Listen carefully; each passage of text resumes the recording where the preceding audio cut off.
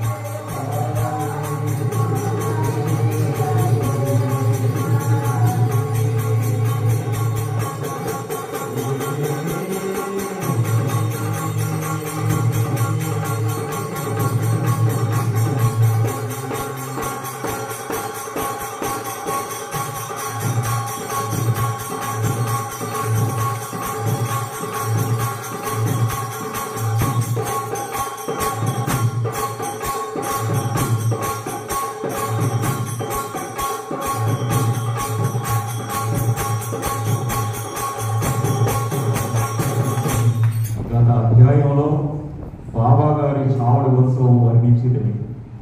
ఈ అధ్యాయంలో మనం బాబా వంట పాత్ర మొదలగు వాణిని గురించి చదివిదము. ప్రస్తావన: ఓ సద్గురు సాయి, నీవు పావన మూర్తివి, ప్రపంచమంతటికి సంతోషమును ప్రసాదించితివి, భక్తులకు మేలు కలుగజేసితివి, నీ పాదములను ఆశ్రయించిన వారి బాధలను తొలగించితివి, నిన్ను శరణుదొచ్చిన వారిని ఉదార స్వభావడవులచే వారిని పోషించి రక్షించిదవు, నీ భక్తుల కోరికలు నెరవేర్చుటకు వారికి మేలు చేయుట కొరకు నీవు అవతరించిదవు, పవిత్రాత్మయను ద్రవసారమును బ్రహ్మమని ఉచ్చులో పోయగా దాని నుండి యోగులలో అలంకారమగు సాయి వెడలను. ఈ సాయి ఆత్మరాముడే. స్వచ్ఛమైన దైవికానందమునకు వారు పుట్టినీళ్ళు, జీవితేచ్ఛలన్నీయూ పొందిన వారి వారు భక్తులను నిష్కాములను చేసి విముక్తులు చేసేది. బాబా వంట పాత్ర. యుగ యుగములకు శాస్త్రములు వేరువేరు సాధనములను ఏర్పాటు చేసి ఉన్నవి. కృతయుగములో తపస్సు, త్రేతాయుగములో జ్ఞానము, ద్వాపర యుగంలో యజ్ఞము, కలియుగములో దానము చేయవలనని శాస్త్రములు ఘోషించుచున్నవి.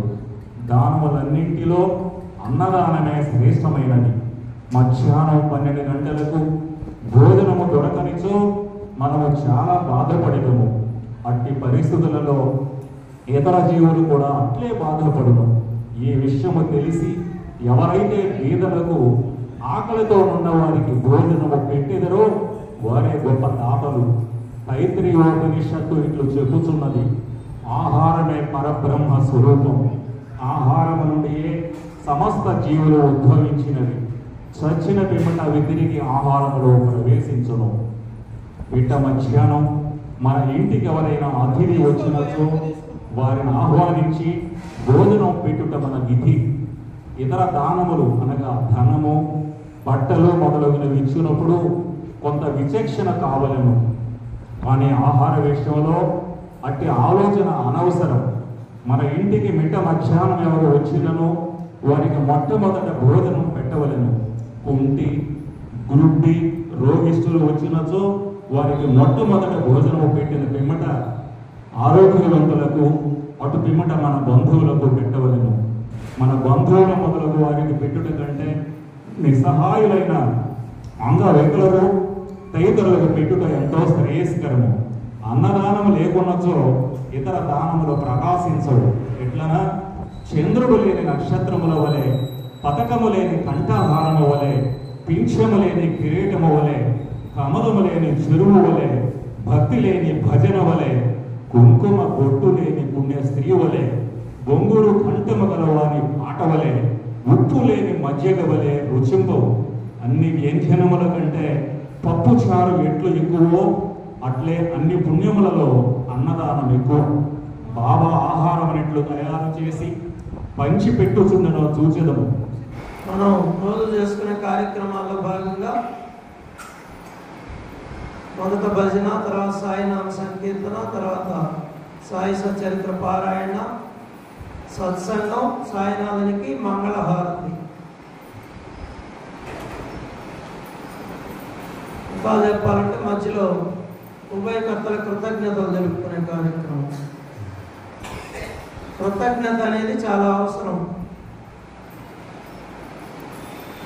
ఏదైనా ఇవి ధర్మ కార్యాలు, లోక కళ్యాణం కోసం జరుగుతున్న కార్యక్రమాలు ఇవన్నీ భగవంతుడు ఎవరినో ఒకరిని ఎన్నుకొని వాళ్ళ ద్వారా తన కార్యక్రమాన్ని, తన అవతార కార్యాన్ని జరిపించుకుంటాడు. మనందరిలో ఉండి చేయించుకుంటున్నాడు ఆయన.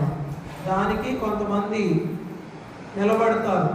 ఇక్కడ ఉభయకర్తలుగా కొంతమంది నిలబడ్డారు ఈరోజు. అందుకే ఈ కార్యం జరుగుతున్నది. ఈ పుణ్య కార్యం, ధర్మ కార్యం. లోక కళ్యాణం అంటే ఎట్లా అంటే ఇప్పుడు ఇక్కడ నామస్మరణ చేస్తూ ఉన్నాం. ఇక్కడ ఒక శక్తి నిక్షిప్తం అవుతుంది. ఆ శక్తి ద్వారా ఇక్కడ అన్నదానం ఈరోజు గురువారం 500 మందికి చేయాలనుకోండి, అసలు డబ్బులే లేవనుకో బుధవారం.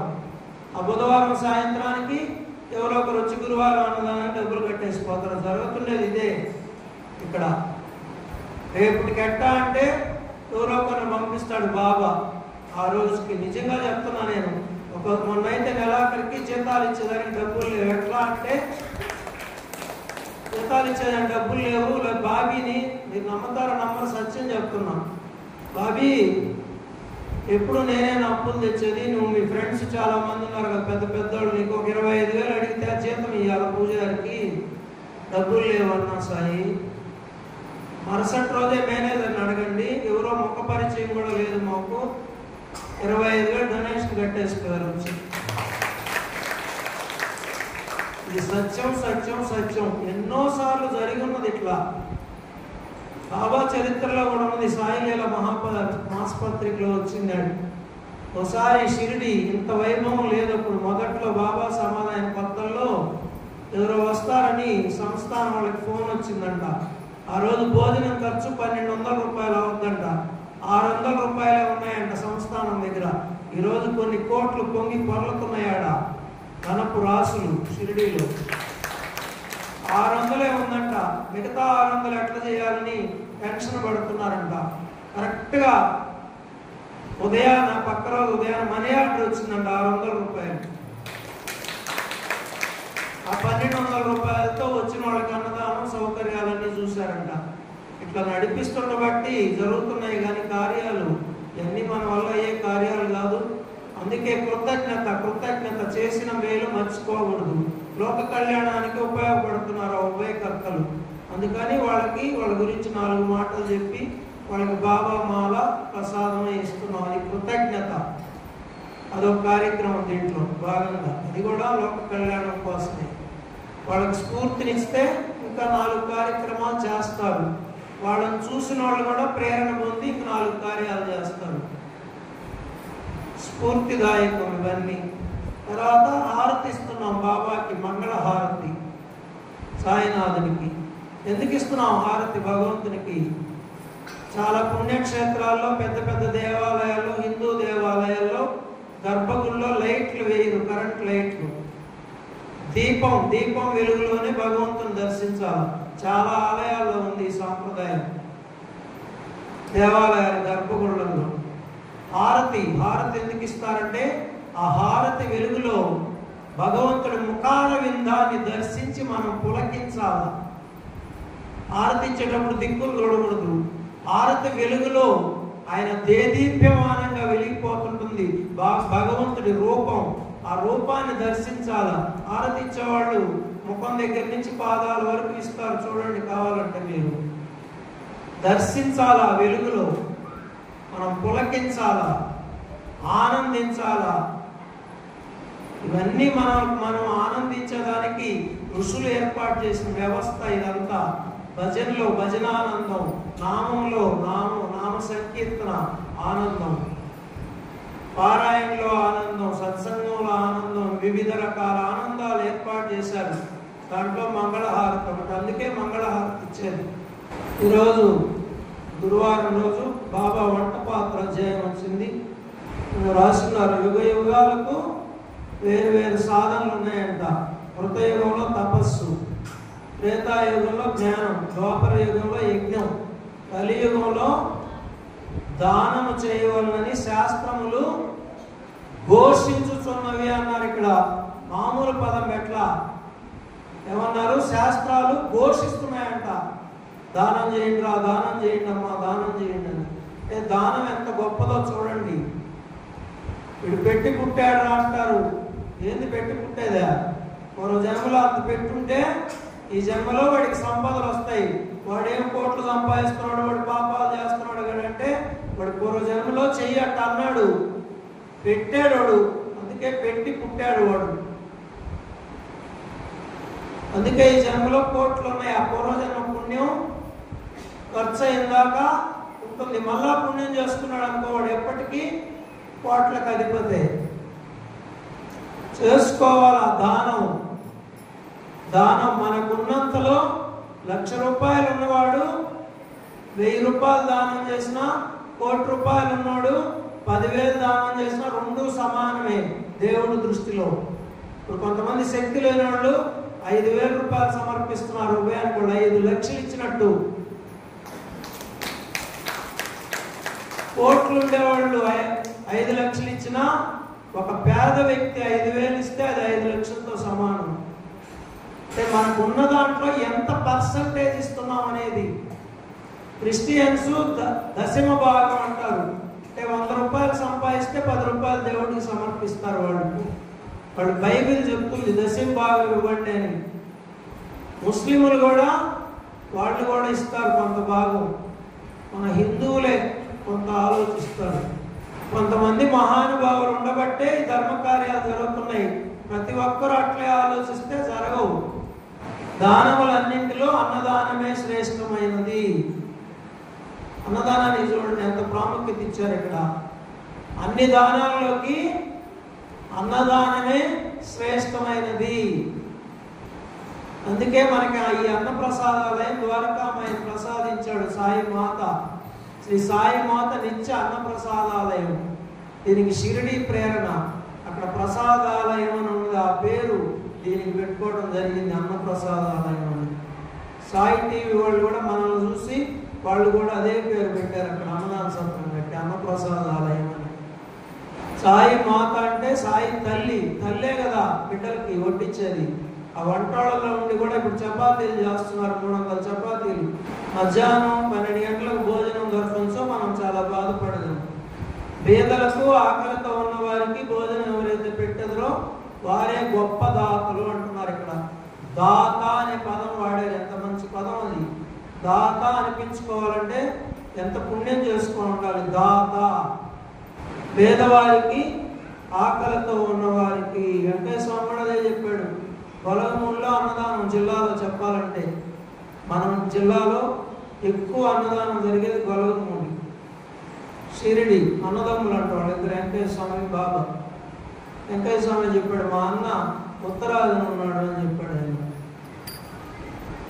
బాబాయే బీజాక్షరాలు రాశాడు పెంచులకోన అడుగుల్లో వెంకటేశ్వర స్వామి జరుగుతుంది అని చెప్తారు, చరిత్రలో ఉంది. వెంకటేశ్వర స్వామి నాలుక మీద బాబా బీజాక్షరాలు రాశాడు. అన్నదానం విరివిగా జరగద్ది. ఈ మధ్య అన్ని మందిరాలు జరుగుతున్నాయి. మన అదృష్టం ఏంటంటే నెల్లూరు నగరంలో, జిల్లా సంగతి అయితే నాకు తెలియదు, ప్రతిరోజు 2005 ప్రారంభం చేశాడు బాబా. 19 సంవత్సరాలు పూర్తయింది. 20వ సంవత్సరం 20 సంవత్సరాల నుంచి నిరంతరంగా ప్రతిరోజు అన్నదానం జరుగుతున్న మందిరం సాయి దర్బార్. సాయి దర్బార్ అద్దాల మందిరం. వరం ఇచ్చాడు మనకి, వరం. ఒక మహాయజ్ఞం ఇది, అన్నదానం మహాయజ్ఞం. ఇక్కడ పేదలతో ఆకలితో ఉన్న వారికి భోజనం పెట్టదు వారు గొప్ప దాతలు. ధనము బట్టలు మొదలగునవి ఇచ్చినప్పుడు కొంత విచక్షణ కావాలను. శ్రద్ధగా వినండి. ధనము డబ్బులు దానం చేయాలనుకోండి భిక్షగాళ్ళకి, వాడు ఏం చేస్తాడు, అపాత్ర దానం చేయకూడదు అంటారు. వాడు పోయి ఆ డబ్బులతో తాగితే మనం వచ్చిన దానానికి ఫలితం ఉండదంట. అది అపాత్ర దానం అంటారు. అంటే పాత్రత నెరిగి దానం చేయమని. ధనం ఇచ్చేటప్పుడు ఆలోచించాలంట, విచక్షణ ఉండాలంట. గుడ్డలు ఇచ్చేటప్పుడు కూడా విచక్షణ ఉండాలంట, బట్టలు ఇచ్చేటప్పుడు. ఇప్పుడు చూడండి, ఆహార విషయంలో అట్టి ఆలోచన అనవసరం అనేసారు ఇక్కడ. అన్నం పెట్టేదానికి మాత్రం వాడు తాగుబోతాడైనా పెట్టమంటున్నాడు ఇక్కడ. అంతే కదా దాని అర్థం. విచక్షణే పడలేదంటే ఎట్లాంటి వాడికైనా అన్నం పెట్టొచ్చు. అన్నదానానికి అసలు ఆలోచన అవసరం లేదు. మిగతా దానాలకి ఆలోచించాలి కానీ అన్నదానం చేసేదానికి అసలు విచక్షణ ఆలోచించాల్సిన అవసరం లేదు. అంటే ఇప్పుడు మనం ఎంత డబ్బు ఇచ్చినా ఎంత బంగారు ఇచ్చినా ఇంకా కావాలనిపిస్తుంటుంది. అన్నం తినగలమా? తృప్తి పడిపోతాం. మనకు చాలినంత పెడితే తర్వాత పెట్టినా తినలేము. ఒక తృప్తి చెందేది అన్నదానంలోనే. ఒక మనిషి, మానవుడు, ఒక జంతువు అయినా కూడా, జీవులైనా. అందుకని అన్నదానానికి విచక్షణ అవసరం లేదు. కుంటి గుడ్డి రోగిష్ఠులు వచ్చినచో వారికి మొట్టమొదట భోజనం పెట్టిన పిమ్మట ఆరోగ్యవంతులకు అటు పిమ్మట మన బంధువులకు పెట్టవలను. ఒప్పుకుంటారా? మన బంధువుల వచ్చిన భిక్షగాళ్ళు పెట్టిన తర్వాత మేము పెడతా ఉంటాం. ఇక్కడే ఒప్పుకోవడం లే. కొంతమంది ఉభయకర్తలు, అందరు కాదులేమ్మా. కొంతమంది ఉన్నారు, మేము డబ్బు ఇచ్చాము, మాకు ముందు కదా గౌరవాలు జరగాల, మర్యాదలు జరగాల అని కోరుకునే వాళ్ళు చాలామంది ఉన్నారు. 170 మంది ఉంటారు. ఒక 30 మంది ఏంటంటే వాళ్ళకి పెట్టి మా పెట్టండి సాయి అనే వాళ్ళు కూడా ఉన్నారు ఉత్తములు. కొంతమంది తెలియని వాళ్ళు ఏంటంటే జ్ఞానం తక్కువ. ముందు మాకు గౌరవాలు జరగాల, మాకు టేబుల్ వేయి, మాకు కుర్చీలు వేయి. కొంతమంది లైన్లో వచ్చేదానికి కూడా ఒక ఆయన అడిగాడు, వాళ్ళని రాసుకుంటా రావాలా మేమని. అంటే ఎక్కువ పూర్ పీపుల్ కదా వస్తారు మామూలు రోజుల్లో, గురువారం కూడా ఉంటారు వాళ్ళు కూడా. వాళ్ళని రాసుకుంటా పోవాలా, మేము ఎంత కట్టాం, 5,000 కట్టాం అన్నాడు ఒక ఆయన. నీ 5,000 ఎత్తుకోబో అని చెప్పాను నేను. ఎత్తుకోబోయాడు అంతే. నేను మాకు ఇంకా వసతి లేదు, మీకు స్పెషల్గా చూడాలంటే మీరు రాసుకోకుండా పూసుకోకుండా ఇక్కడ జరగదు.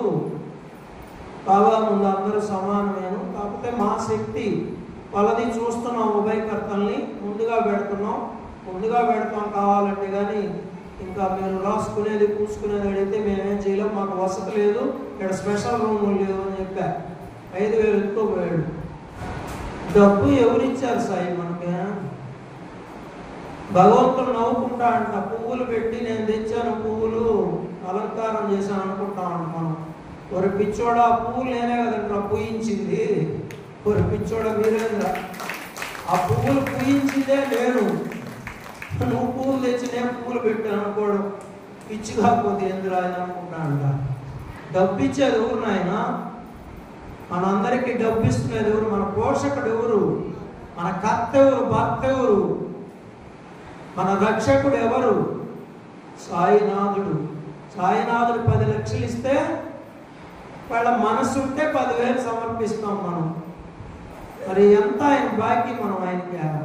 ఆయన ఇచ్చిందే కదా.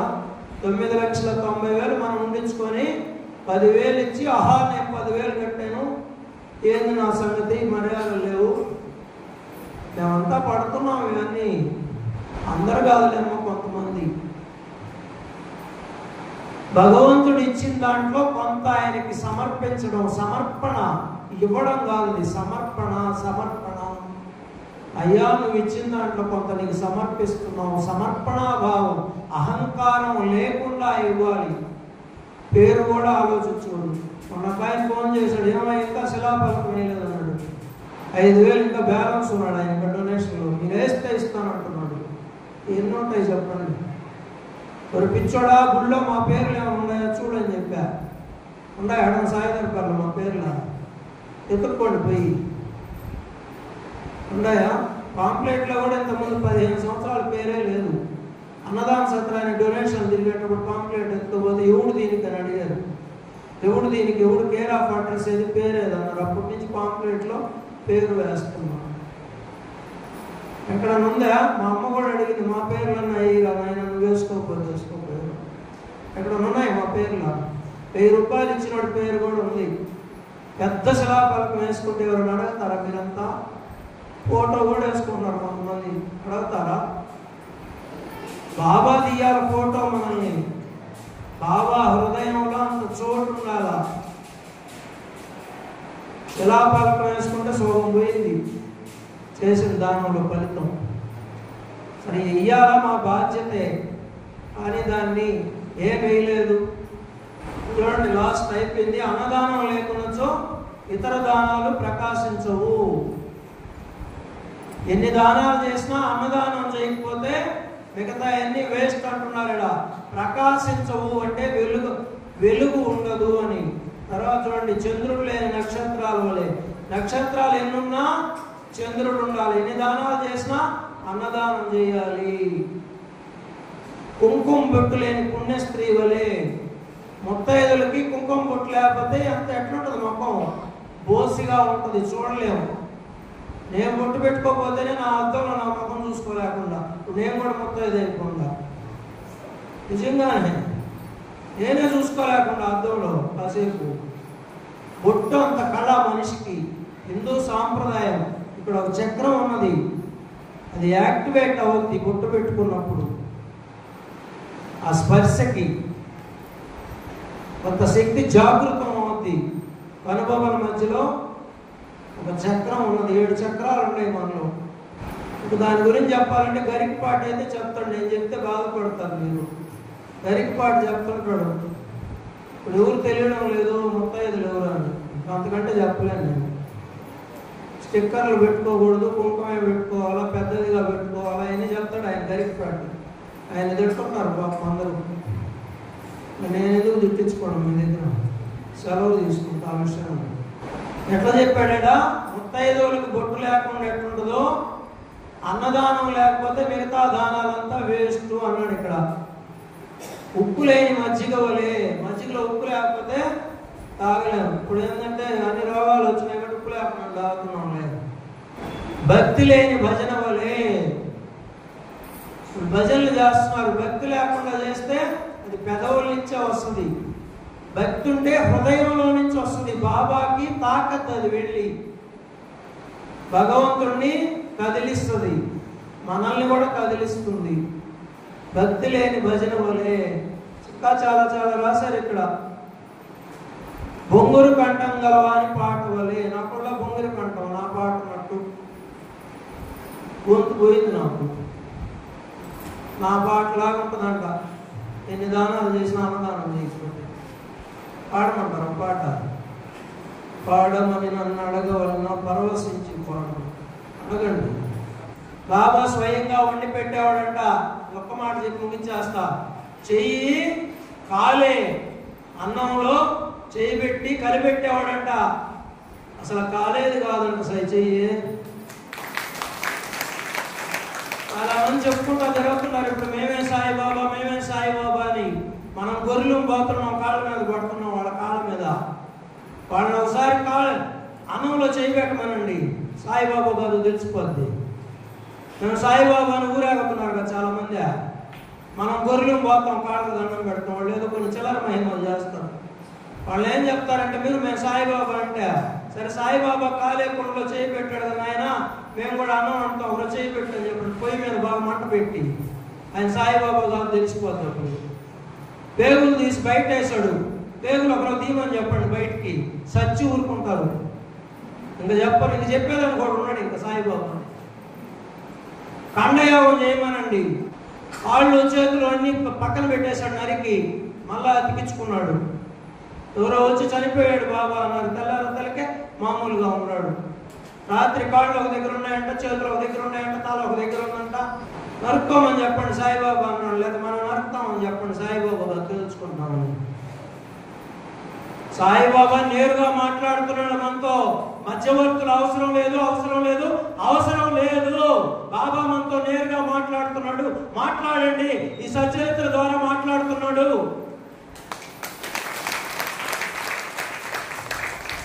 సాయి సచరిత్రకు, సాయి సచరిత్రకు, సాయి సచరిత్రకు. అమ్మా సచరితమా, అమ్మా సచరితమా, సాయినాథ ప్రతిరూపమా, సాయినాథ ప్రతిరూపమా. అమ్మ నీకు వందనాలమ్మా, అమ్మ నీకు వందనాలమ్మా, తల్లి నీకు వందనాలమ్మా, తల్లి నీకు వందనాలమ్మా. అమ్మా సచరితమా, అమ్మా సచరితమా, సాయినాథ ప్రతిరూపమా, అమ్మ నీకు వందనాలమ్మా, తల్లి నీకు వందనాలమ్మా. కమ్మని ప్రేమే నిదమ్మా, చల్లని కరుణే నిదమ్మా. అందరి చేతులకు తీసుకోండి. శ్రీ సాయి సచరిత్రకు, శ్రీ సాయి సచరిత్రకు, శ్రీ సాయి సచరిత్రకు.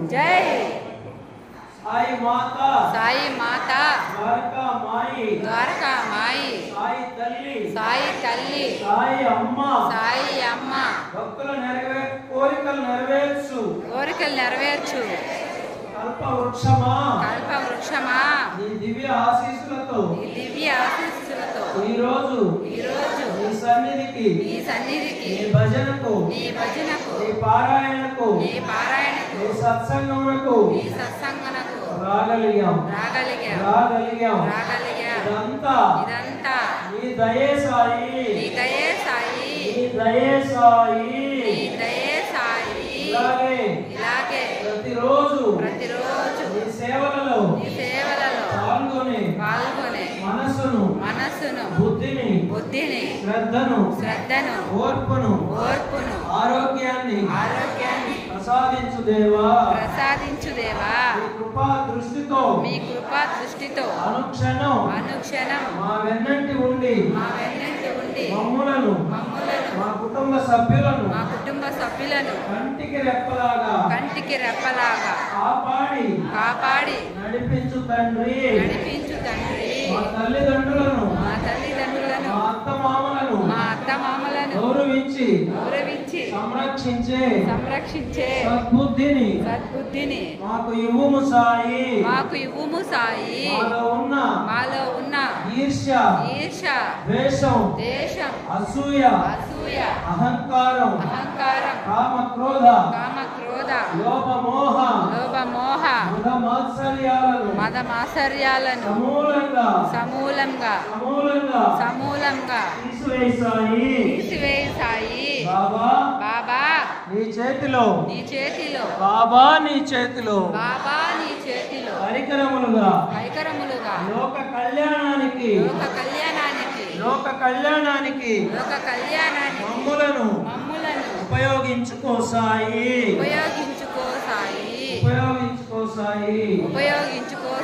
ధర్మాన్ని ఆచరించే శక్తిని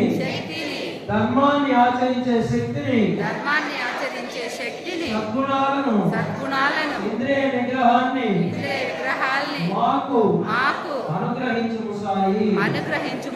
శాంతిని ప్రసాదించు దేవా. సాయినాథ అఖిలాండ కోటి బ్రహ్మాండ నాయక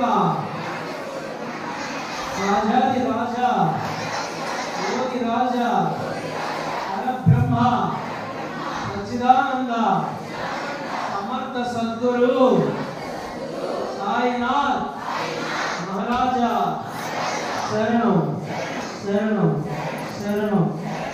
అందరూ రెండు చేతులు పైకెత్తండి.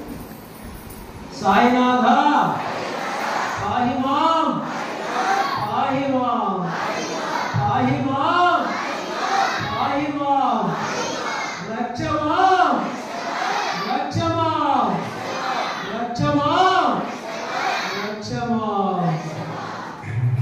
ఈరోజు ఉభయకర్తలైన చప్పిటి నరేష్ లక్ష్మీదేవి గారు, అలాగే చావా రవీంద్ర భాగ్యలక్ష్మి గారు, విమలత వీరేంద్ర వారికి వారి కుటుంబ సభ్యులకు సాయినాథుడు ఆరోగ్య ఆధ్యాత్మిక ఐశ్వర్యాలు ప్రసాదించి కంటికి రెప్పలాగా కాపాడి నడిపిస్తూ వారి కోరికలు సమస్యలు తీర్చి వారి కుటుంబ సభ్యులందరికీ నిరంతర శాంతిని అనుగ్రహించాలని అందరం బాబాని హృదయపూర్వకంగా ప్రార్థిద్దాం.